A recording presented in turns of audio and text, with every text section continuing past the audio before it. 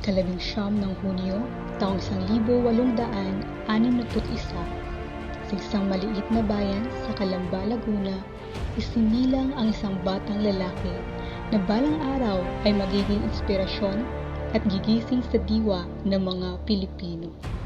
Siya ay si Jose Protasio Rizal y Alonso Realunda, na mas kilala natin bilang Jose Rizal.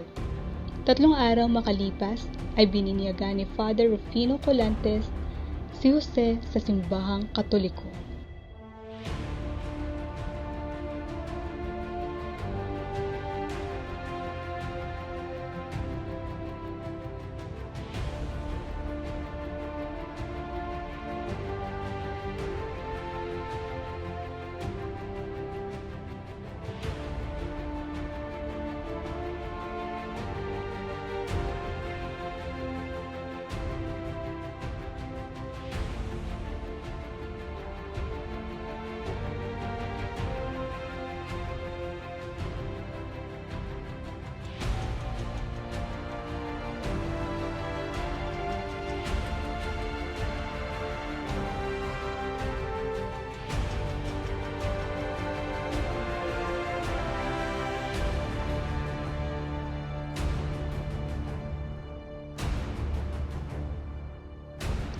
Si Doña Teodora Alonso Realunda ay kilala bilang isang matalino at mapagmahal na ina. Siya ang nagsilbing unang tagapagturo ni Rizal sa kanilang bahay. Siya ang nagturo kay Rizal ng alpabeto, pagbasa at simpleng dasal bago siya pumasok sa formal na paaralan.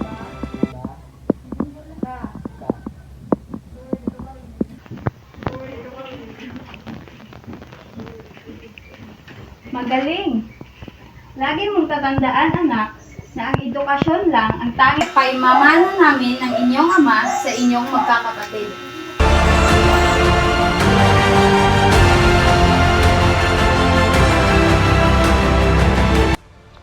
Bilang bata, si Rizal ay tahimik, mapanuri at madaling makaramdam. Mas gusto niya ang mga libro kaysa sa laruan at mas hilig niya ang pagguhit kaysa sa paglalaro. Pinalago at sinuportahan ng kanyang pamilya ang kanyang mga talento.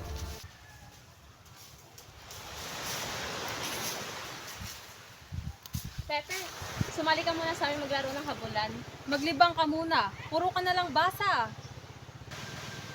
Mamaya na lang po mga ate. Gusto ko muna tapusin itong binabasa ko. Ikaw bahala.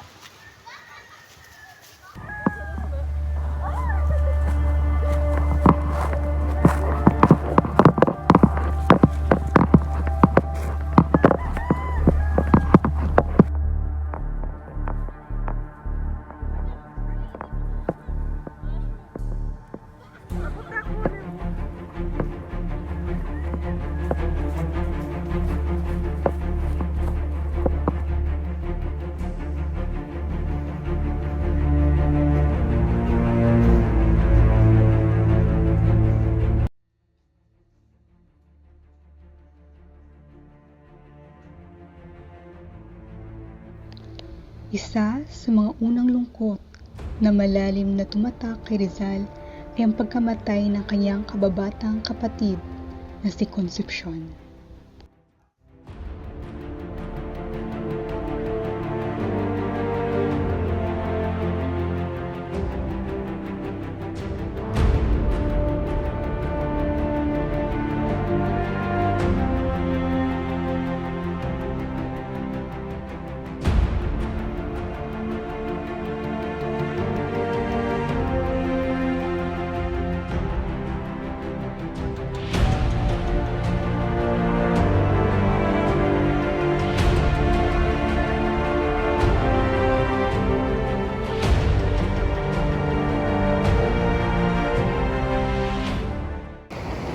Maliban kay Doña Teodora, nakatanggap din si Jose ng gabay at mga tagubilin sa kanyang 3 tiyuhin na mga kapatid ng kanyang ina.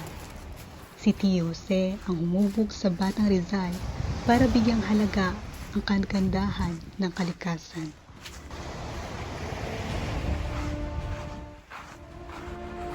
Todo, kunwari nung sa baybay nung.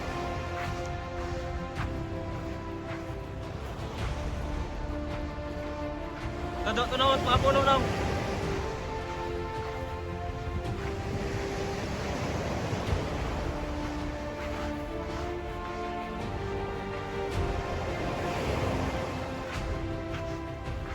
Ops. Tama rin.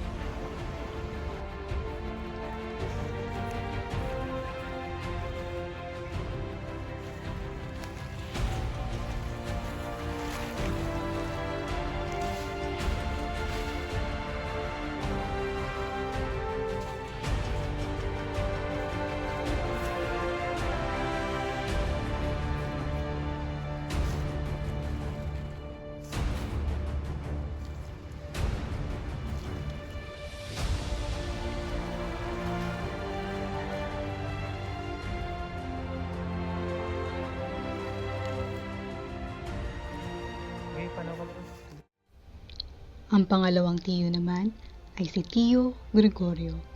Si Tio Gregorio ay isang scholar na nagturo sa Batang Rizal upang mahalin at pahalagahan ang edukasyon. Dahil kay Tio Gregorio, lalong nagustuhan ni Pepe ang pagbabasa ng libro.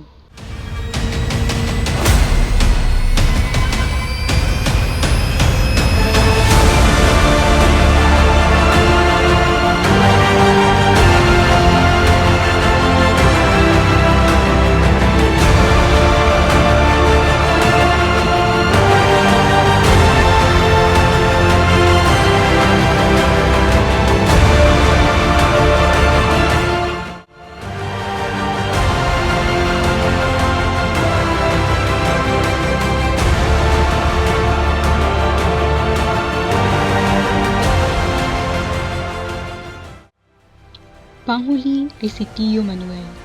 Si Tio Manuel ang nagturo kay Pepe na maging malakas ang pangangatawan kung kaya tinuruan niya si Pepe ng iba't ibang pagsasanay gaya na lamang ng paglangoy.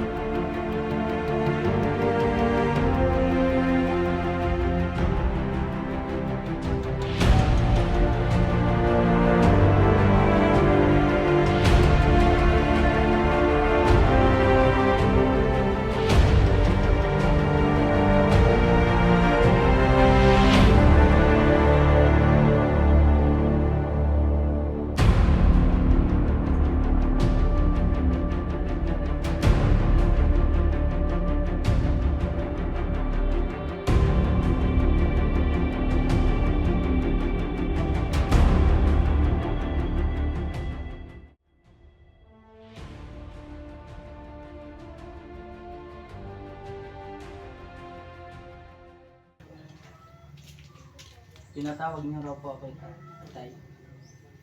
Napagdesisyonan namin ng Ina na ikaw muna ay mamalagi sa bayan ng Binyan upang mag-aral. Huwag kang mag-alala, kasama mo naman ang iyong kuya Pasiano. Pepe, tandaan mo nagdurusa ang ating bayan dahil sa kawalan ng katarungan. Ang edukasyon lang ang bibigay sa atin ng lakas para lumaban. hindi sa pamamagitan ng espada, kundi sa pamamagitan ng karunungan. Mag-iingat ka doon, anak. Si Pasiano, ang nakatatandang kapatid ni Rizal, ay naging parang pangalawang ama niya. Ginabayan niya si Rizal sa pamamagitan ng pagpapakita ng pagmamahal sa bayan at pagtatanggol sa katarungan. Sa murang edad, iniwan ni Rizal ang kanyang mahal na bayan upang mag-aral sa Binyan sa ilalim ng kanyang guro na si Maestro Justiniano Cruz.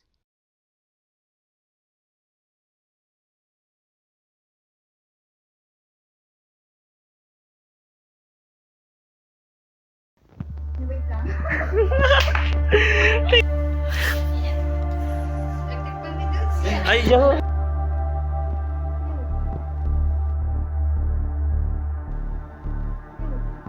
Okay to. Okay to. Sa inyong...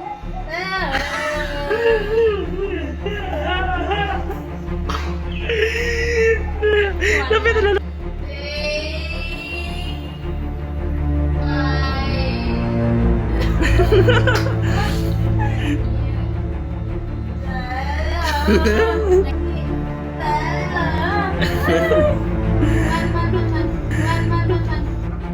Matching Ya, galuha pa ko tapos sila.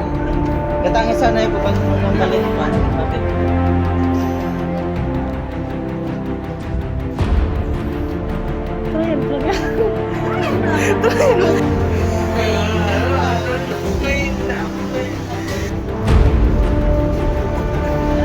Sige na.